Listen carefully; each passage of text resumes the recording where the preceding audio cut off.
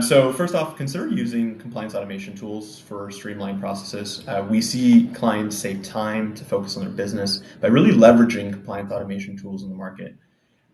Seek advice from compliance experts for guidance. Choose the right VCSO or the right auditing partner. Invest in internal training to really ensure that everybody understands their roles and processes in not only the SOC 2 journey, but your overall compliance journey. Next is implementing continuous monitoring for ongoing compliance. So any basically instances of non-compliance or anything that falls out of compliance is quickly rectified, and you can avoid some of those potential exceptions. And then keep thorough documentation for really any areas that fall out of compliance during your audit. So at least so you have a justifiable business reason for why that occurred. And I would just say, remember, compliance is really an ongoing journey. So stay proactive and keep improving daily. Thanks, Craig. Yeah, I think like using compliance monitoring platforms is very important, especially like in today's world where like spreadsheets just don't cut it anymore. I think that just like streamlines the process. I just don't like spreadsheets, and it just makes it more difficult to use.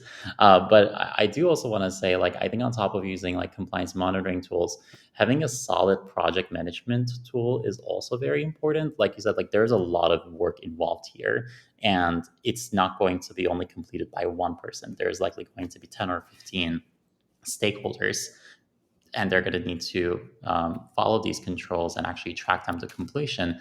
And in some cases, they may need to do these on a regular basis, on a monthly basis. So I think having a solid project management tool and adding certain tasks, some regular things like your pen tests, like your access reviews, risk assessments, even just like simply adding them there and assigning them to the right personnel could really help, because there's so much work involved. It's so easy for one of these tasks to be just like lost in the translation and not done by the time like you get to your SOC 2 reports and your audit, and it might cause an exception, and customers don't like exceptions. So I think just like being able to fully track these in a project management tool is super important. Aside from that, I do think that there are some tools that you're just going to have, like vulnerability monitoring tools, intrusion detection systems. If you don't have single sign-on or like multi-factor authentication systems, you might need to invest in some of those. It's just really going to depend on like what controls apply to you.